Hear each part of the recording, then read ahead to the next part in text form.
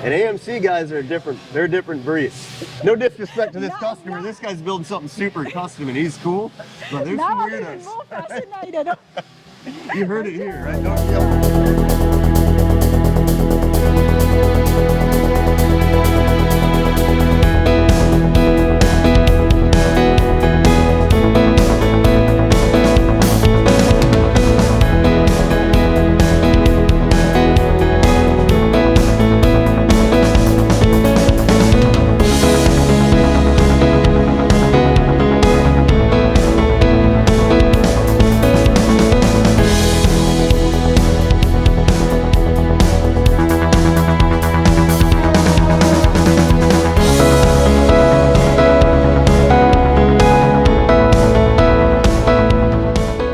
Everybody, welcome to Runner's Radar. Check this out. Look at where I am, the Roadster Shop. I've made it here and I'm super glad. Can't wait to show you guys the shop, everything that happens here. But before all that, let's find out a little bit more. I'm here with Jeremy. How's it going, man? Good, how are you? Good, thanks for having me. My pleasure. Thanks for coming. Man, I'm excited. I had heard so much and I've seen the awesome chassis and I was like, I got to get myself over to the Roadster Shop. There's a lot happening here. There is. There's all sorts of stuff happening. It's full throttle, controlled chaos. Controlled organized, chaos. you know, whatever you want to call it. But we got a lot definitely going on. Controlled chaos. Got a lot going on under one roof, but it's a Absolutely. operation. Well, we're going to give everybody a good tour of that. But before that, I want to know, how did all this begin? You and Phil. Yeah. Take me right to the beginning. You want to go all the way back? I want to go right to the beginning. Sure. So we've been doing this now a little over 20 years. And, you know, I got in the business, believe it or not, working for the Roadster Shop. Was an existing hot rod shop, very small operation. Just about 3 guys worked there. Tiny little shop out in Elgin, Illinois. And really just building like vintage hot rod chassis. So for like the little hot rod you see here, 30s, 40s stuff. Really no turnkey vehicles, no sort of sheet metal fabrication, nothing advanced. Worked there shortly after high school for a couple of years. Okay. And the owner passed away and things were kind of up for grabs. And me, my brother Phil, and my dad kind of joined forces. We took over and hit the ground running. And 20 years later, I mean, here's where we're at. So it's grown from about 5,000 square feet and 3 people to a little over 100,000 square feet and about 100 people. Wow. So it's come a long way. It certainly has. I had no idea. I mean, that is amazing. The fact that you were working here when you were in high school. Yeah, just out of high school. Took a little run at college, a technical college, and wasn't for me. And knew this is what I wanted to do. Wanted to work with my hands. Wanted to build hot rods, and and turned my hobby into a career. And here we are. You did that so well right from the beginning. Now, Roadster Shop already existed, but it was nothing like this. And I can just imagine it being, you know, run by 3 people to now being run with having, how many employees now? We've got just about 100. 100 employees. Yeah. Okay. It's big, it's massive, talk of the industry. Now, how do you think what helped you guys get to this stage? To be honest with you, I think not concentrating on trying to get to this stage is what got us to this stage. You know, neither me or my brother ever set out to really create something of this magnitude. Mm-hmm. It was solely focused on building the best product we could possibly build and the coolest cars we could possibly build, and everything else is pretty much a byproduct of that. So it was, you know, building chassis. It was never focused on profit margins, really no structured business plan. It was, we're going to build a chassis, we're going to make the best chassis, we're going to make it handle and perform the best, and make it look the best, and then figure out how to sell it, you know, and how to maybe make a few bucks at it. And it just scaled from there, and just, you know, brought on a lot of great people, and this business really scaled with just phenomenal talent. Wow, that is amazing, honestly. I'm just so fascinated that with the chassis and the stage that the business is at today, your background, school and just working at a hot rod shop.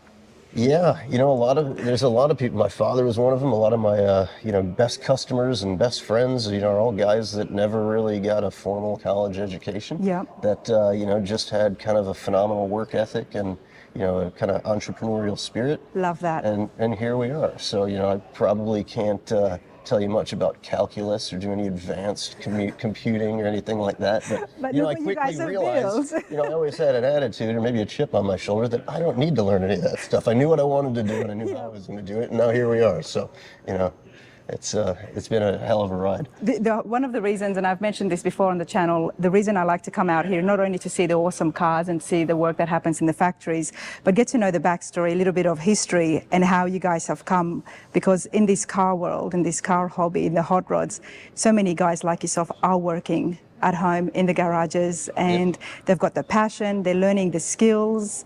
Some are more talented than others, but it's not always about going and getting a certificate to get things started. It's hard work and hopefully talent. You know, if you've got talent, we do our podcast, our oil and whiskey podcast, and it's funny, we talk about that a lot. There's a lot of guys with tremendous talent and no work ethic. And there's some guys with maybe not so much talent and phenomenal work ethic, and it always gets you further. And but if you've got a blend of both, then it really puts you in a sweet spot. Those are the lucky ones. Then you're destined for success. I don't know which one I've got or if I've got either, but you know, we've done all right. So. You've done all right, absolutely. Now we are here in, is it Mundelein or Mundelein? Mundelein. Yeah, it's a bit of a mouthful. Okay. So we're in the northern suburbs of Chicago. We're about 35 miles straight north of Chicago, Illinois. And when did it become this facility? So how long did you, sorry to cut you off, how long did you continue on at the original roaster shop once the owner passed away? Yeah, the original facility, I was there from, say 2002 until late 2008. So 6 years there, and you know, that facility kind of just forced us out of it. You know, tiny old building that got to a point where we'd get in the morning and we spent more time pushing everything outside than we did working on cars. And then the roof started coming in, and the roof was leaking, and you know, everything was breaking. It was you'd get in the morning, we'd have pumps on the roof, draining the roof because we couldn't afford to put a whole roof on the building, and it was a nightmare. And we started looking, you know, mainly to get a little closer to home, but we were also expanding. So 2008, we found this facility right here. It was just you know, kind of an older electrical panel facility, so big vacant space. And moved in here in, I want to say late 2008, maybe early 2009. Wow, so that's a good, what, 14, 16 years? Well, from 2002, you know, we were 6 years until we got into here. And then, you know, about, 8 years later, we put on a 18,000 square foot addition where the chassis shop kind of outgrew this facility. We were all under one roof at about 32,000 square feet, and then grew into another facility that we added on. And that's, I think, kind of when the chassis business really started exploding. You know, were things that I think we started taking it a lot more seriously. It was kind of all mixed under one roof, and guys were building hot rods here, and guys were building chassis here, and everybody was kind of on top of each other. And it's just grown tremendously since we had the space. You know, it's the same thing that happened when we moved in this facility. When we moved in from like a 5,000 square foot hot rod shop into 32,000, it was the most frightening thing in the world. I remember having one car all the way in the back when we first moved in and looking at it and thinking it's going to take me 15 minutes to walk there, and what the heck are we going to do with this? But when you have the space and you have the drive, you know, you feel it, you grow into it. Wow, that's tremendous. We're definitely going to have a look at the chassis and where it gets made and exactly what makes it so different and special, because we do see it, and I see it in some of the biggest hot rod shops out there. But before that, we're standing here in the showroom. There's a lot of cars here, there's noise happening. So talk to me about the room we're in now. Sure. So as you walk into our shop, this is the showroom, which early on, you know, the vision was we'll have some completed cars. It'll be a great showcase for the work that we do. And ultimately ended up being just a clean space where we can put either projects that are kind of waiting to go to an upholstery shop, waiting to get delivered to a customer, waiting for a few components. So it does work out as a great representation of the work we do, because we've got some really neat projects here. But you know, ultimately it's just a phenomenal storage space for things that are usually a work in progress. I didn't know that it was such a big restoration place. I kept, you know, connecting you guys with, great high-end, you know, custom chassis. There's so much that goes into that, but you guys are kicking out some pretty cool hot rods out here as well. I like to think so. I think so, but especially when you walk in here. Because when I did start hearing that, yes, you know, it's a hot rod, it's a roaster shop build, started thinking, okay, so I'm going to come here. There'll be a few cars as well. but this is insane.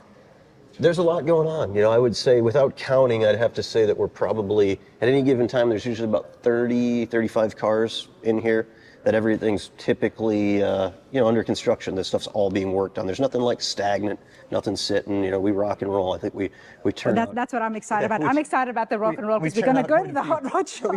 We turn out quite a few cars a year, and it's a big mixture from like our Survivor cars to our Legend Series trucks to, even some super high-end stuff. There's a few right here, this 79 Jimmy, building for a great customer, just totally over the top from a mechanical standpoint, great fit and finish, really high-end paint and bodywork, super cool custom chassis, and kind of almost like a multi-purpose tool. It's a race truck, it's a road tour truck, it's a daily driver. It's kind of got it all there. It's very different. Before we look some further, let's have a chat about what's here. Yeah, so this is, I guess, just some old relics. It's funny that I think we used to really chase trophies in the early days, and to be honest with you, this is probably the first time I've stood back and looked to see even what's here, that we've kind of piled them up. So some neat stuff, that some Gran Turismo awards, some, what do we got, a F-Body of the Year, a Top 20, a Detailer's Cup, so some stuff that were some cool accolades, but to be honest with you, it's nothing that I hang my hat on. Jeremy, the brand speaks for itself, so... Good, that's what it's all about.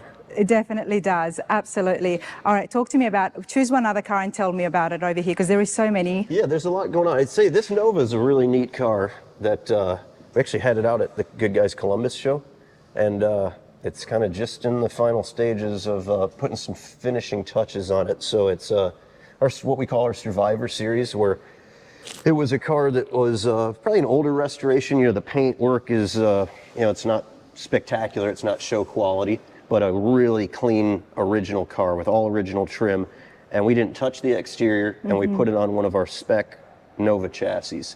So we take a unibody car, we remove the front subframe, we make very minimal modifications to the floor, and we install a complete Roadster Shop spec chassis underneath it. And along with that comes all the mechanicals. So it's kind of like the ultimate sleeper. It's got a billet 3-piece wheel that mimics the factory Nova cap. So it actually takes the cap from the original wheels, integrates it in, but it's a 18 by 12 inch rear wheel with a big fat 315 tire. And the car's an absolute animal. It's 1,000 horsepower Wagner Whipple charge. 1,000 horsepower. Yeah, Let's move over here. Casey Wagner put that together, 2.9 liter Whipple.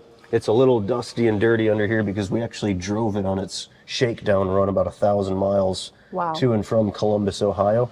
No better way to test it out, right? No better way. Made it, it was a flawless trip. A few little leaks from the windshield, but we got that sorted. Rained the entire way back, and the car performed great. Now, you said the Survivor series, so tell me about that. Is that a specialty that you guys are offering? It is. It's something we've been doing, and I want to say it seems like just yesterday, but it's probably been about a decade now that we transitioned. We were so focused on building really high-end show cars where you're chasing every detail and chasing perfection, and you realize that once you get that car done, it seldom gets used, because once you do achieve something that's close to perfection, you don't want to screw it up. You're afraid of rock chips. You've spent a ton of money on the paint. You spent a ton of money on everything else, and it ends up mostly being a garage piece. Yeah. So the concept was like, let's not spend so much time on the exterior. Don't even touch the exterior, but put the same amount of effort into the mechanicals, the chassis, and some of the underhood and interior details, to where you have a car that's reasonably priced. I mean, it's still an expensive piece, of course, but it's something that a guy can get in and really drive and enjoy. So these cars tend to come back here now when customers want to service them, and they're coming back with 5, 10, 20, 30,000 miles on them, whereas cars used to come back after being gone for a year or so with 5 miles on the odometer. So stuff that guys are really using and having fun with. And that's what you want, because with your passion being with the chassis and making them, just really high performance, you want your cars to be used. You do, and you want the product to be seen out there that, this is getting used. What's the point of just building an awesome, fabulous chassis for it to be sitting somewhere and not getting driven out? Absolutely. I think it was instrumental in elevating our chassis game. If you go back, 10 years ago when we first started doing these are cars that we were pumping out probably a dozen of them a year, Survivor cars. So you can get stuff on the road with a new chassis model, you know, a whole new suspension system, prove it, sort it, improve it, dial it in, and do it over and over again. I think it just totally helped us hone in on ride quality, performance, new front suspension systems, and realizing what you can do, what a car needs to do when you're in it on the road for thousands of miles at a time. So how did you go about finding all these survivor cars? Because you've got to have good metal in order to do that. You've got to have good cars. They're getting more and more difficult now because it's the trend. Everybody's caught on to it. So when we first started doing this, my brother and I, we just started collecting them.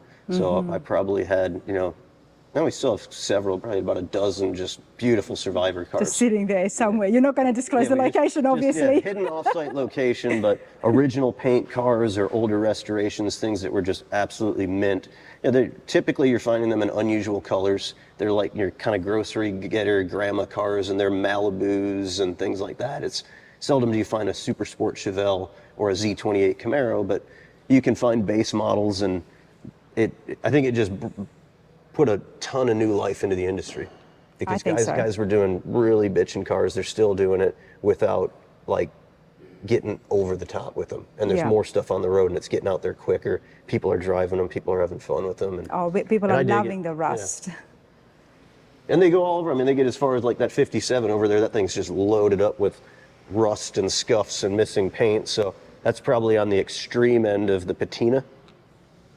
I mean, you can't say that. Extreme end of patina, I'm thinking, you know, holes. I guess, yeah. There's no rust holes. That's a little too far for me. And this is even, you know, pretty extreme. But this is another 1,500 horsepower twin turbo Wagner motor. And did you guys do some of this? We didn't do any of it. The customer supplied the car like this. You know, it doesn't look to be all natural patina. Somebody's played with it at some point, but it looks rough and rugged and tough, and it's cool looking.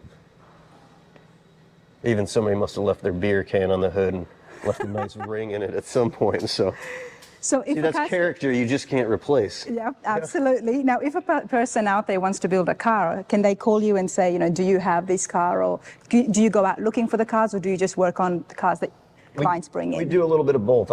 I personally prefer when somebody reaches out and just says that, you know, I'm looking for a Camaro. Can you find me something? You know, a lot of times customers don't always have the best, and they're not experienced with selecting a project car all the time. I mean, some guys are, but it's nice to start with the right bones or the right look. And other times when we've had customers supply cars like this Nova, he owned it. He called up, we've done a few cars for me, he said, I got this cool little Nova, I'd like to send it down. And they're like, hell yeah, this thing's awesome. Because you know the person, but it is true what you said, because in the long run, it might end up saving them money to have you guys pick out a good car with good bones, as you say. It always does. As opposed to fixing all the metal and stuff that you would find. Yep. Yeah, any dollar you spend additional on the project car is going to save you at least $1,000 on the project side. So the labor just gets astronomical when you're repairing rust and fixing this and fixing that. You're better off buying a higher end project car, spending a few bucks and starting with the right piece. Well noted, Jeremy. Now, what is the boat doing here? Yes, and it says all sorts of Gerber stuff on it. Yeah, who's N? So this is something my dad actually built this, and I wish he was here. I would have loved to have said hello. Yeah, so it was a project he did. You know, it's kind of a fun little retirement thing. It's hand built all out of marine plywood, and it never made it into the water, but we painted it for him, and yeah, just a cool little hydroplane. You know, he was old school into this era of stuff. You know, these. Back in the day, you'd see a lot of this stuff in like Hotrod magazine and a lot of the early Hotrod publications, and he grew up in that era and happened to be a phenomenal woodworker and built this thing from just flat sheets of wood. At one stage, I did think that it had some wheels underneath there, and it was, you know, the type of cars that just go on the streets and then into the water as well. One day it'll make it into the water. One day. We'll see. All right, where are we walking into now? So walking out here is our final assembly and machine shop. We're moving backwards. That's okay. Yeah. Let's do that. Thank you. All right. So if we start up front here, this is our CNC shop. We're primarily making all our chassis components here, but we make a handful of custom one-off parts for our cars. But we got 4 pieces of equipment here, all Haas machinery, 3 super talented guys, and this stuff just runs all day, most of the time all night, lights out, producing all our ball joint cups, our control arm pieces, various chassis bungs, and instrumental to the chassis Everything shop. you make in-house. Now, when it comes to the chassis, like even Phil was showing me earlier, the frames, you make it all here. We make it all. Yeah, even he's got some cool pieces here that are worth checking out. So these are sway bar arms for our RS4 chassis, and it starts as just a giant old chunk of aluminum, and then it turns into this beautiful piece. It's amazing, isn't it? So Dustin spearheads this operation, wildly talented guy, and yeah, making some really cool parts.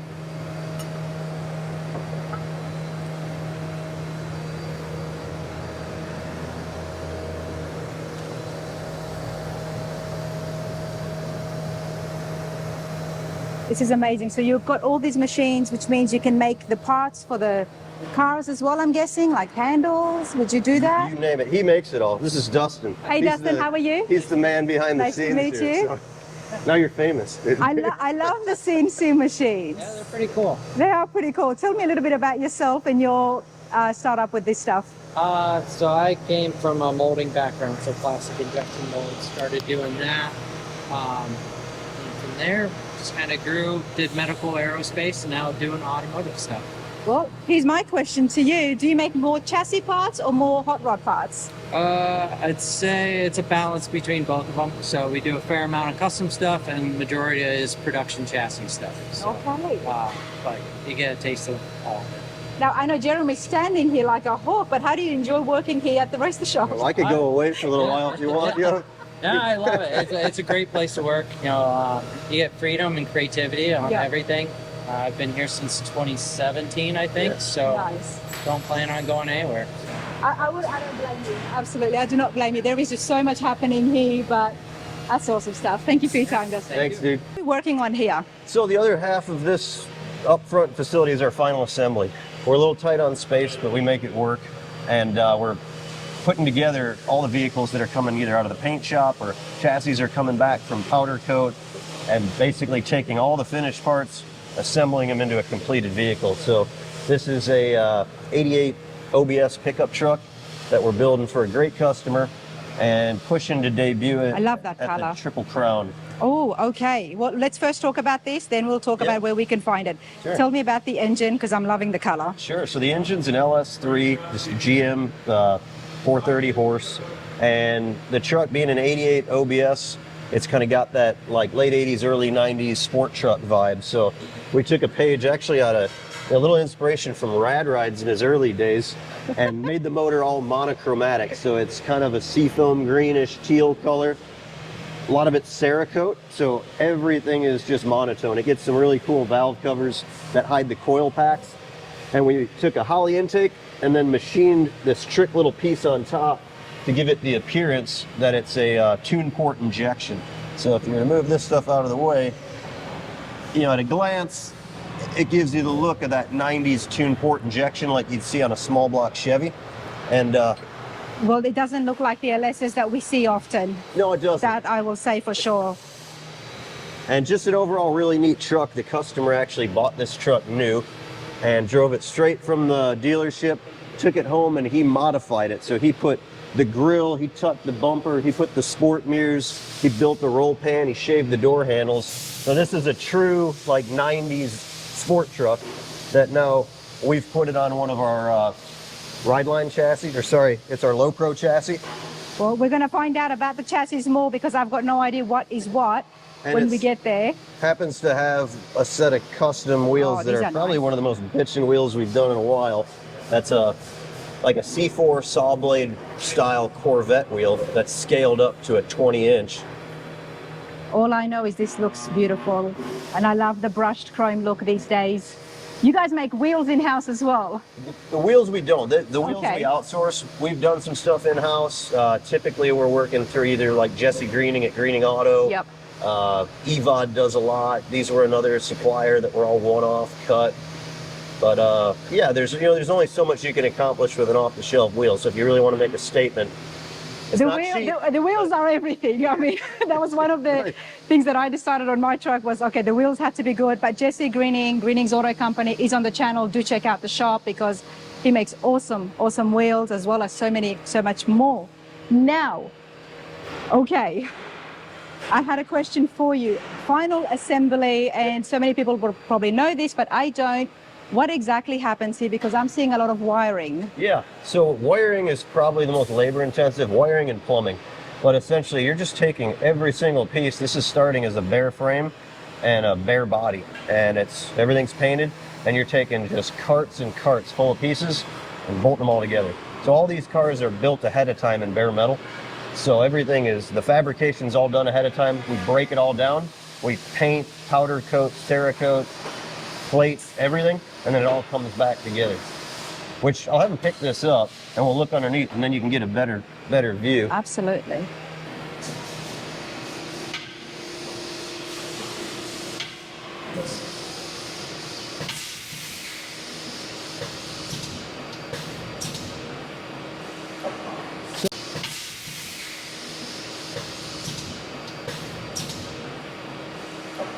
So when we talk about final assembly, all this, what you see under here, would have been bare metal, like in a mock-up assembly. So as we're doing the fabrication, each and every part is placed in here so we can build the whole exhaust system, and then we break it all down. So now, as it comes back together, the headers are Cerakoted, the stainless steel exhaust is all wrapped with a DEI heat shield, and it's kind of being methodical and putting all these pieces together. Whereas now it's using all the proper fasteners, everything's torqued, everything's final fit, and actually just a very unique chassis that we only do this for the OBS platform. Okay, and what's the chassis called? It's called a Low Pro, and the unique thing about it is that it's the only thing that exists in this rear suspension configuration. So it's sort of a trailing arm, airbagged, cantilevered shock system that's fully independent. So what it allows us to do is lower the differential and lower the rail height, so we can essentially air this truck out and lay the rocker just about on the ground without making any bed floor modifications. So you're able to retain the stock bed floor height, whereas typically when you lower a truck, you forfeit probably 80% of your bed, and it's no longer a functional pickup truck. So now you can get the stance, you get awesome ride quality, but you retain the functionality of the entire pickup truck bed. Is that why so often I have seen the beds raised? Yes. Because of that reason? Yep. So it, like typically you've got kind of a fixed thing, which is your solid axle 9-inch axle housing. Yeah. The bigger the tires, the higher that axle comes. The lower the truck, the higher all that comes into the back of it. So we've brought all this down by lowering the diff, building this trailing arm system, and everything sits super low, and you're able to set a 31-inch tire on it, just about lay the rocker and not touch the height of your bed floor.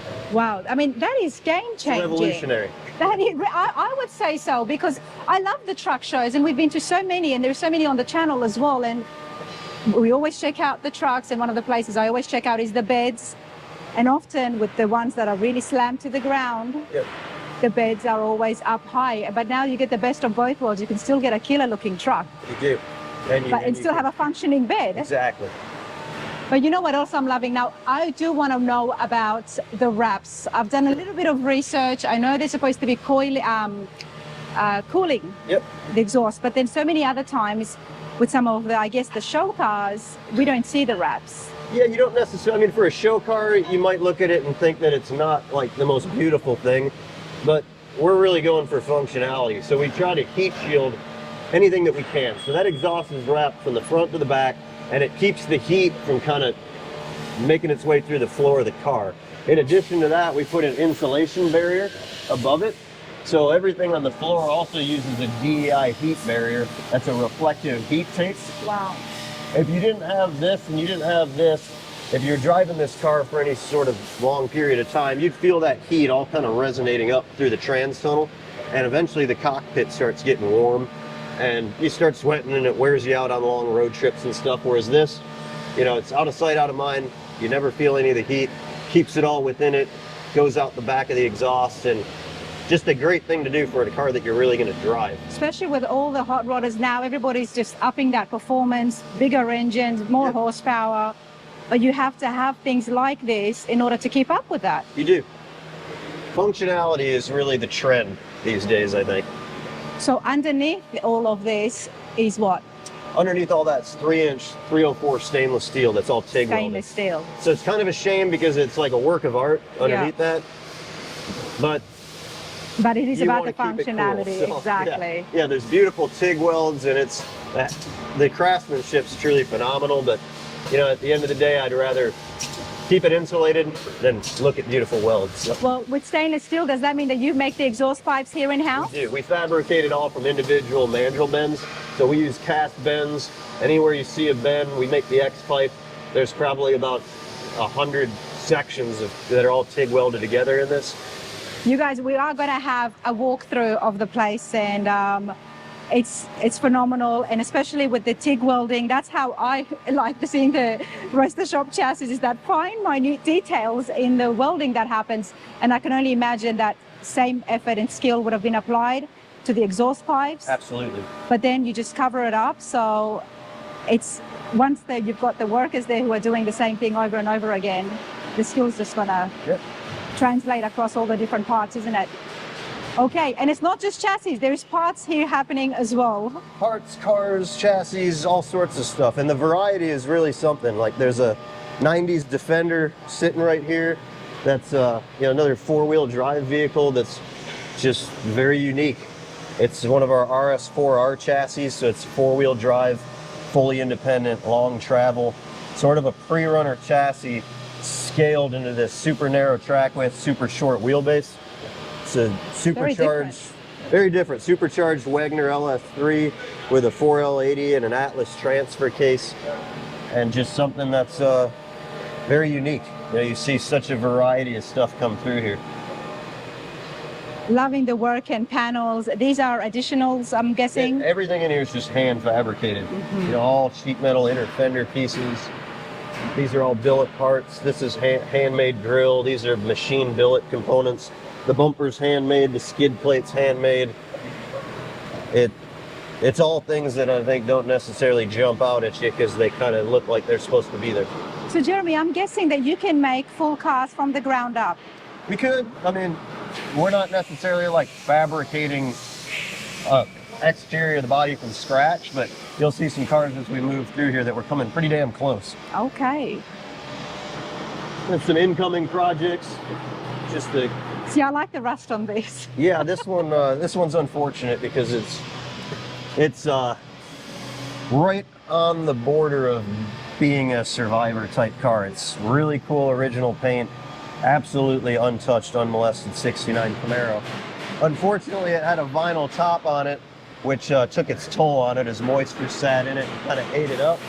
But this one will be taken down to bare metal and end up being a really high-end, super nice fit and finish, totally custom built. If you needed to replace panels, would you make the panels or go aftermarket? Now, something like that, there's so many aftermarket parts available. It's such a common car that you can buy. I mean, you can buy that entire body reproduction, but you can buy every single panel you need. Okay. The reason I asked that, I mean, you've got such a big place. You're making all these other different parts. Yeah, it wouldn't be hard. Well, but there's some you can't. Like this is a AMC AMX, which that's a car that virtually no panels exist for.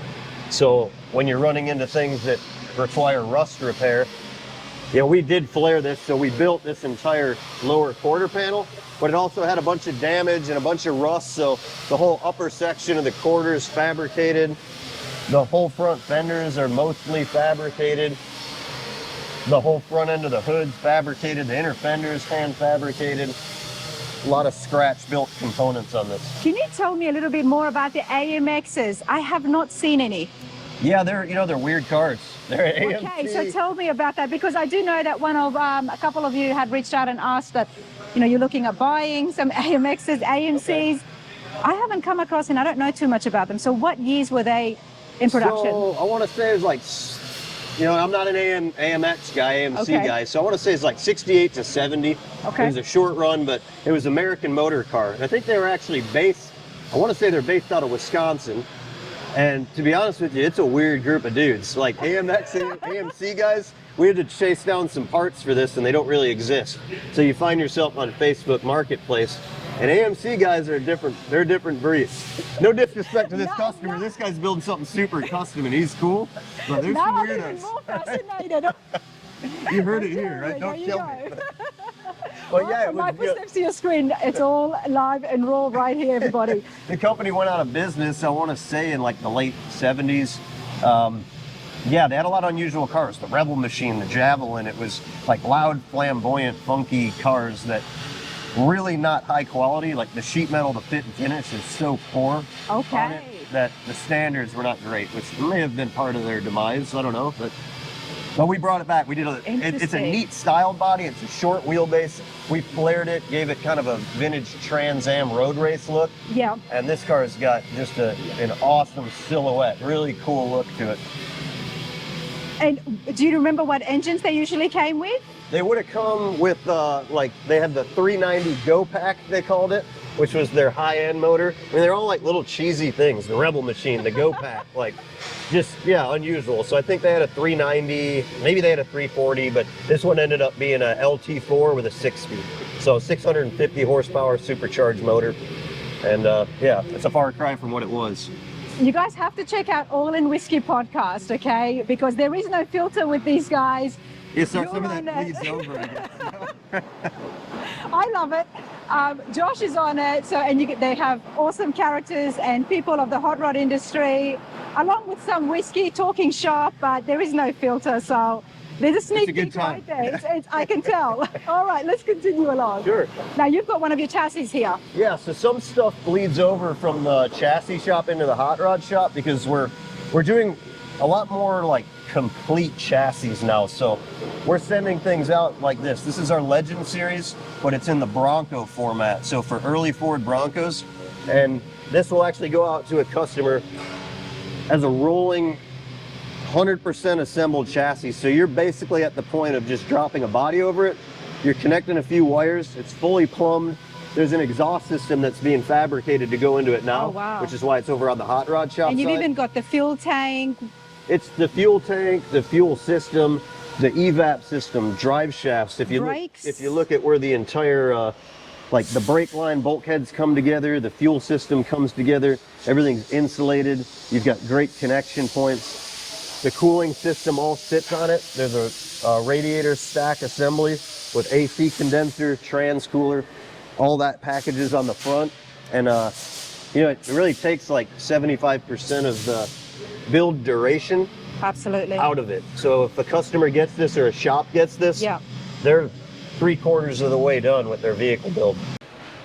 I love this idea. I absolutely love the idea of the rolling chassis because as you all know, first restoration, I'm getting an understanding of exactly how much work is involved. Yeah.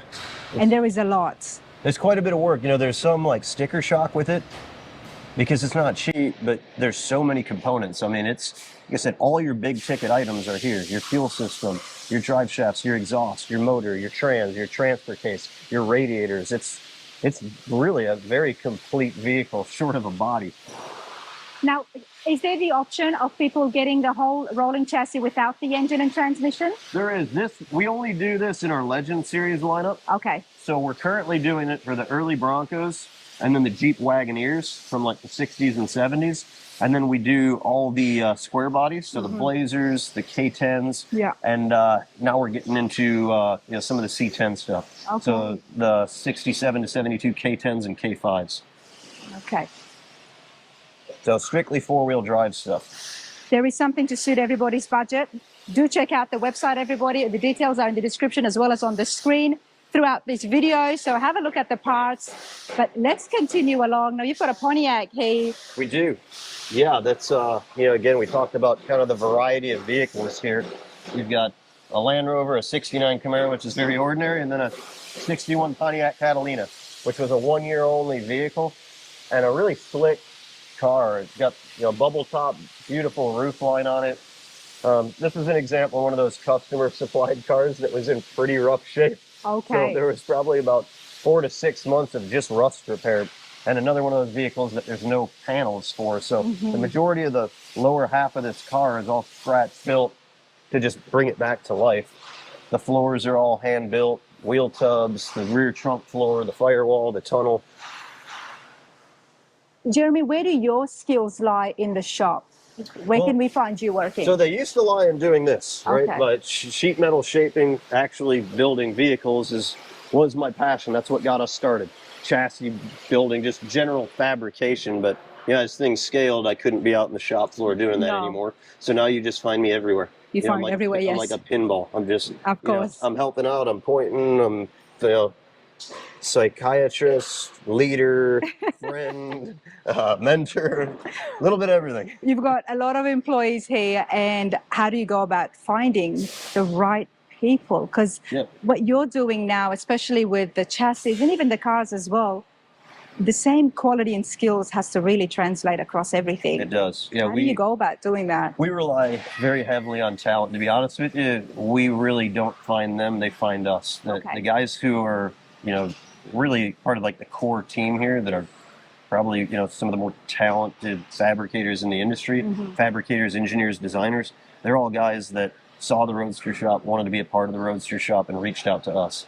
And we're always looking for talent. We've got ads out there, whether it be Instagram, Indeed, any of the job placement websites, but the true talented guys tend to kind of migrate here. I mean, we've got guys that have moved from Washington, Arizona, California, all over the place that saw the Roadster Shop, followed the Roadster Shop, and wanted to be a part of what the Roadster Shop does.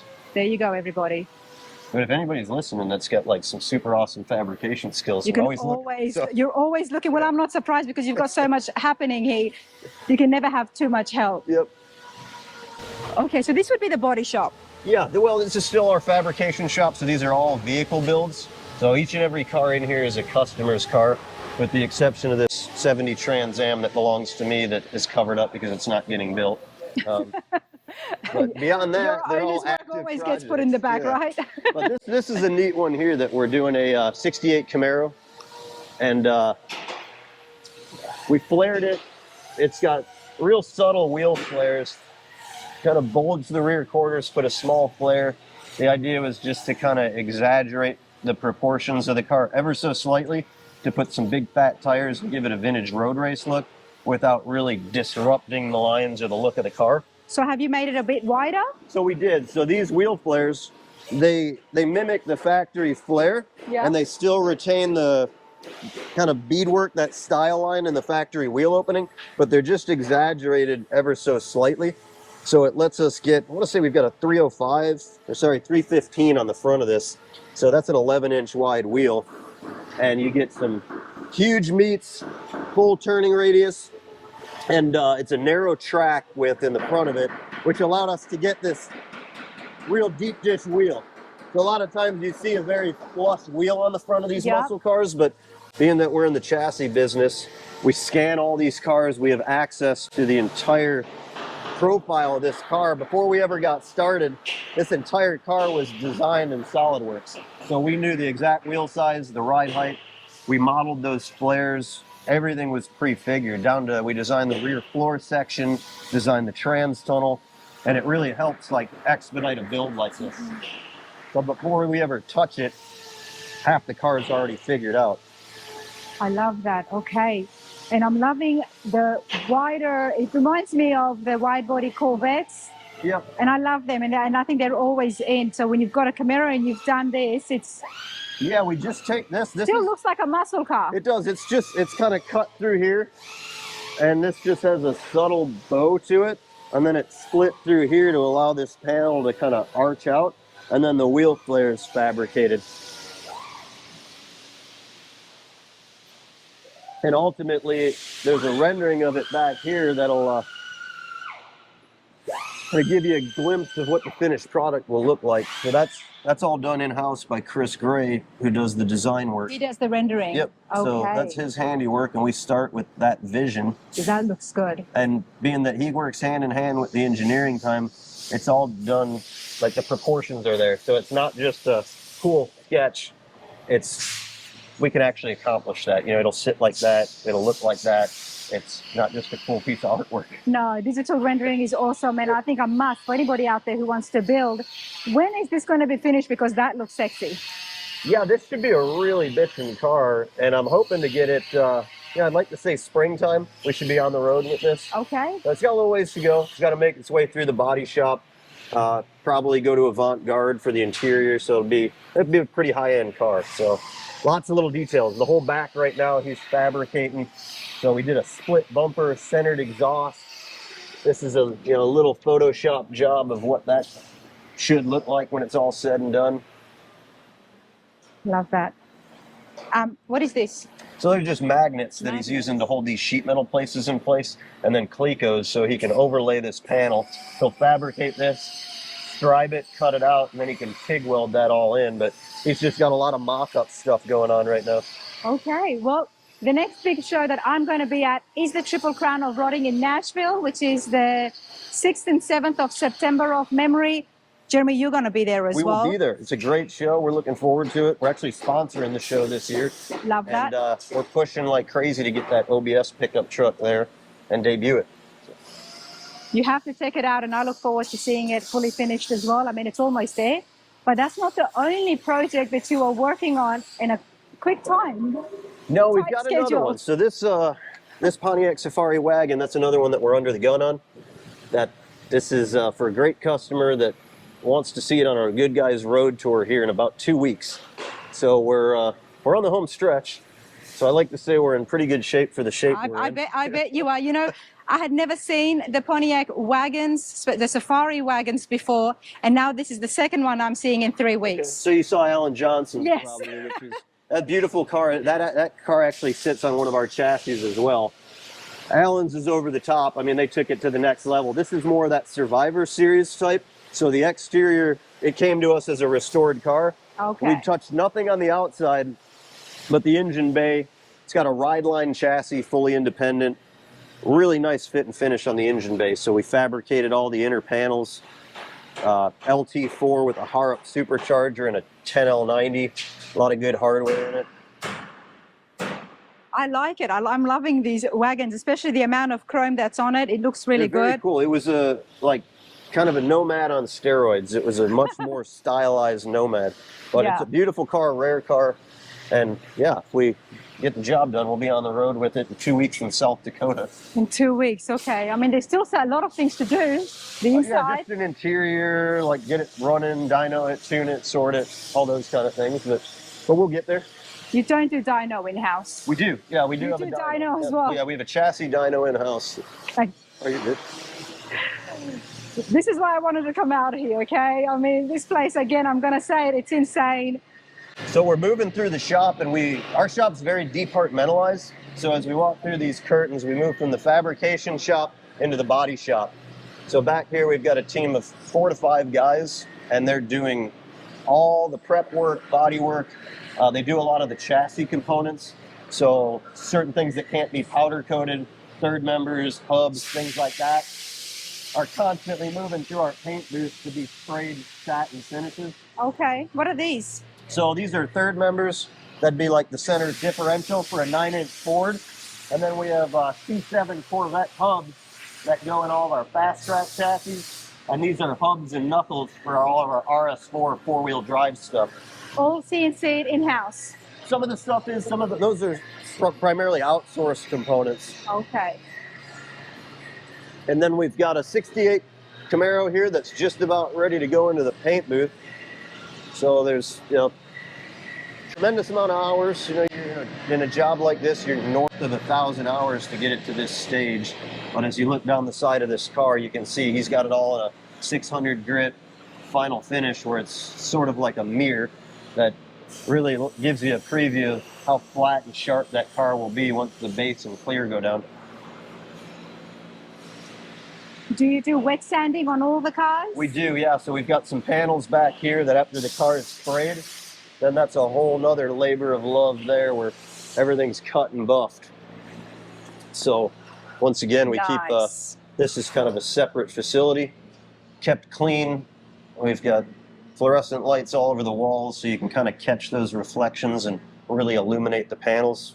So when the guys are cutting and buffing them, you can see every little imperfection.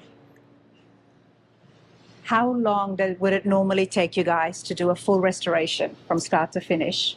So if you're doing a survivor car, I like to say uninterrupted, you can probably do one in 4 months, right? Now there's a little bit of a backlog and we're not always on something start to finish. So they average probably 8 months, 10 months, something like that. But if you're getting into something where we're doing all the paint and body, realistically, you're probably a minimum of a 2-year build.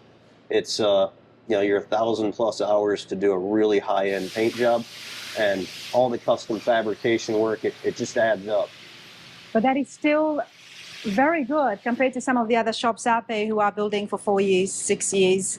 I'd like to think so. I mean, there's some of those projects that get up there, and as we're walking through the shop, I'll show you certain ones. But yeah, when you're doing stuff like, I think you went through Rad Ride's shop, where you're going to be. Yes, I mean, when you're doing cars to that level, you certainly can't expect to turn a car like that in a year or two.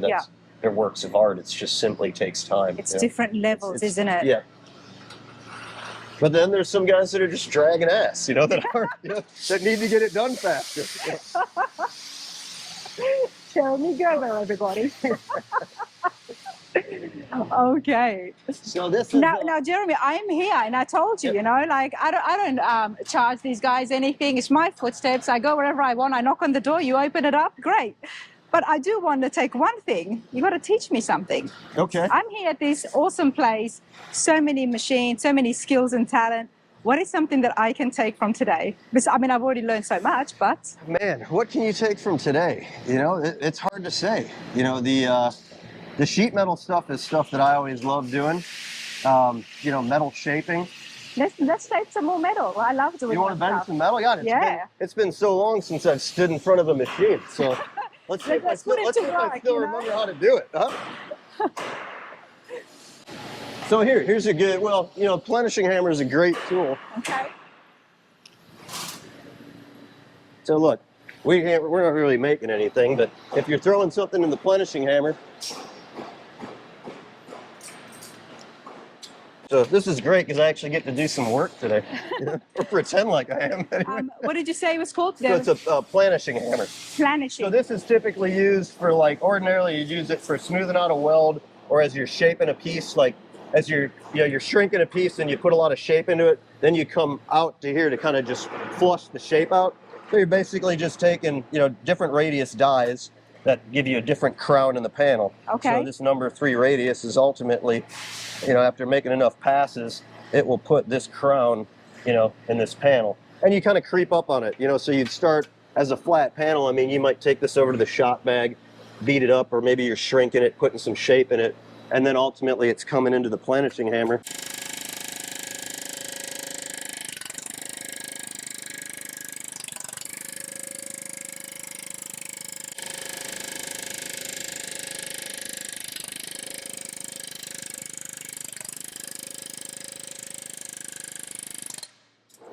As you work that panel, it just starts taking on shape. So it's going to start putting a compound curve in it. Okay. You're obviously jumping ahead and getting aggressive, so it dimples it. But you would ultimately shot bag this. You'd take it over, you'd beat it up, you'd put some shape into it, and then you'd smooth it out. Okay. And you'd be here, just until you can leave with this as basically a chrome finished panel. As you work your way through the dies, you plenish this out and ultimately put a compound curve in it. One of the other reasons I like to do the hot rod shop tours is just to show how much work is involved in every small part of the project. Yep. That would still take a long time. Oh, it would. But I mean, you've just got infinitely cool stuff. Like, here they've got, obviously somebody, this is probably Scott, created this die. So he's putting a style line. Or that'd actually be Cody, who just built that rear panel for the Camaro over there. Okay. So, this is the Pullmax machine, and you basically can put virtually any profile in it. So the shape that you see here is ultimately, a profile. The shape that's going to cut. That's going to come. So, you can back this off into different increments to creep up on it, and then work your way down, into that panel. And it's just a reciprocating machine. So ultimately, you ride it on the fence and you'll create that shape.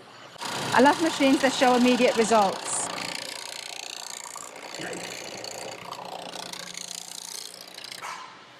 And you just keep creeping up on it until you ultimately bottom that die out, and then you get that shape.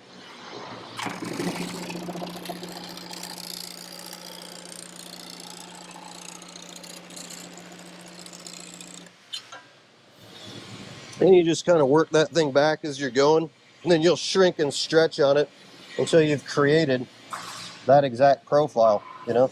Love it. You know what I was really surprised about is the amount of the old machines that is still here, because with all the CNC and 3D printing that exists today, this still gets used. It's a perfect blend. Like this Colmax is one of the first machines that I bought probably in 2003.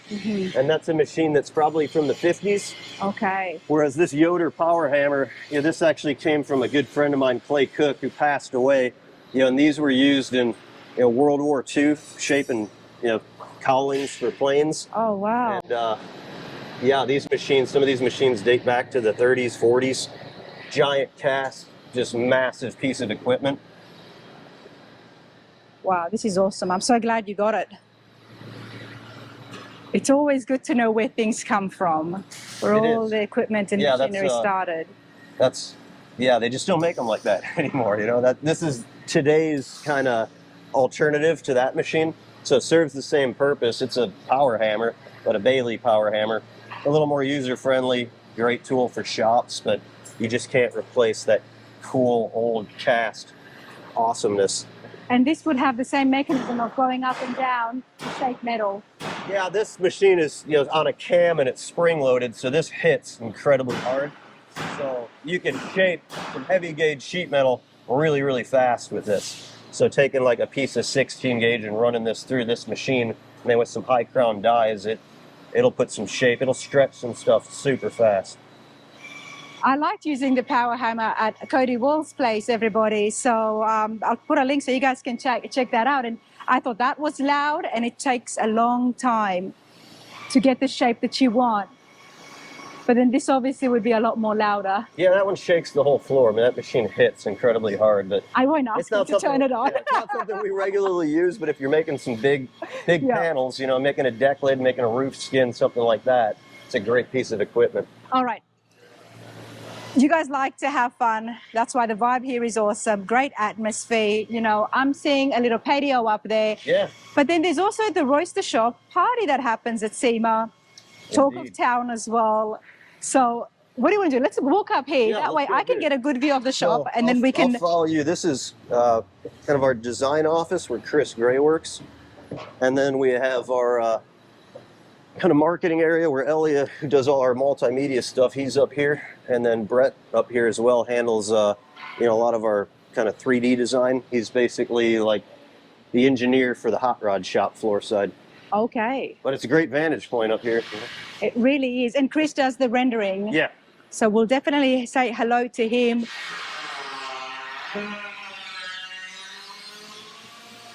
Only a small part of the Roadster Shop, everybody. Just to give you an idea of the massive facility this is. So now we're in the design office. This is Chris Gray's dojo up here, and yeah, he's the one responsible for all the kind of styling of these cars. So all the renderings you see on the wall here, that's all stuff that he's created over the years, and just a sliver of it. You know, these are just some of the standouts. Some are, you know, projects that are maybe up and coming. Some are projects that we're hoping are up and coming, and some are previous cars we've created. This is a neat place. It's very neat. Yeah, it's you know. And I'm loving that. I'm guessing that's a fridge. No, they're actually old Brunswick bowling alley cabinets. So we've got one on each side. So they came out of like a 50s era bowling alley, and just very kind of mid-century looking. But you know, they're just full of cool things that we've done over the years. So oh, wow. Yeah, he's got emblems and all sorts of, you know, old relics, which is, you know, it's cool as you start going through some of this old stuff. People who are into classic cars often have got awesome vintage little artifacts, old stuff. Yeah. That's why I do like to check out the offices, everybody. Yeah, everything up here is neat, you know. And I love this chandelier. We've fabricated, you know, when you have the kind of talent and skills in-house that we do, it allows you to do some really neat stuff. So you don't just go and buy a table. You design it, you laser cut it, you fabricate it, you coat it, you build it, and then we took all the magazine covers that we've been on over the years, kind of made a collage, and then vinyl wrapped it and skinned it. Love that. It's not just the piece, it means something. Which I find I get distracted, you know, when we're up here in meetings, I'm just easily distracted. I'm looking at all the cool things that we've done over the years. Tell me about SEMA. You guys are a big part of that as well. Yeah, so SEMA's, you know, got to be the biggest show for us every year. You know, we push hard for it. We do the party there, which is, you know, a big part of our presence there. But it's the place to be. If you're going to debut a car, you're going to debut a product, you're kind of on the world stage there, I always say. And yeah, just a phenomenal show. Great place to be. A lot of work to get there. Absolutely. A little bit of an expense to be there, but I love SEMA. I went there for the first time last year, and yeah, I didn't bring 2 pairs of shoes. You got to bring 2 pairs of shoes, or you are going to have sore feet.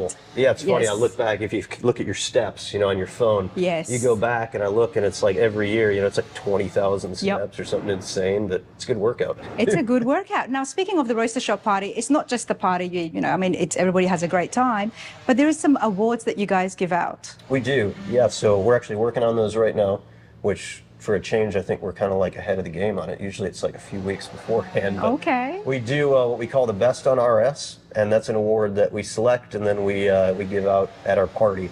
So there's he's actually got something here that we can give you a little sneak peek of it. But we pick all the vehicles that are out at the show that are sitting on a Roadster Shop chassis. Okay. And we select the top 5 of them, and out of that top 5, we pick a winner. So it's, you know, to us what the greatest creation is that's at that show that's on a Roadster Shop chassis. And I think last year Andy Leach won it with his Wagoneer. Dave Kindig, he's won it. Scott from Sick Chops, he's won it. And people love to win it because the trophy or the award itself is pretty cool. Cool. So we have an actual real deal WWF style wrestling belt that's made up of some machine parts that we do, and we have a company that produces it for us. So that's for the winner. And then for the top 5, Brett here, he's working on the new, How's it new going? necklace. So this is Brett Rada. He does all sorts of awesome stuff on the 3D design side. So this will be the piece that makes up the Best on RS 2024 top 5 necklace. It's going to be gold. It'll turn into a machine part. Right now it's 3D printed. Yeah. It'll get gold plated by advanced plating. And then Josh Henning will sit at his desk, and I don't know what he does to maintain concentration, but for probably about 60, 70 hours, bedazzle it with little little rhinestones. By hand. By hand. Everyone is glued in by hand. Single one. And he's got the patience of a saint. Yeah. Well, he does a heck of a job. I never got a chance to see it in person, but everybody was telling me about it, so I look forward to seeing it again. It's one of the few awards we do that, like, I don't want to give it away. I want one for myself. I'd actually probably wear that, you know. But that's the 3D version of it. He's got on his screen right there. So that'll be machined in-house by Dustin, who we met earlier. That'll have a little bail on there for our gold chain to run through. That is super cool. You guys are a huge part of the hot rod industry, which is why I am here today. Thanks, man. Thank you so much, mate. All right, now, this is a detail tour, but let's go over there and have a quick look at the factory. It is going to be noisy, so we're going to do our best. What I want to know, Jeremy, is the process of building the chassis. What do you start off with? As simple as you can. I know it's asking a lot, but just how it all goes until we've got a finished chassis. Love to show you. That's do that. probably the coolest part of this whole tour.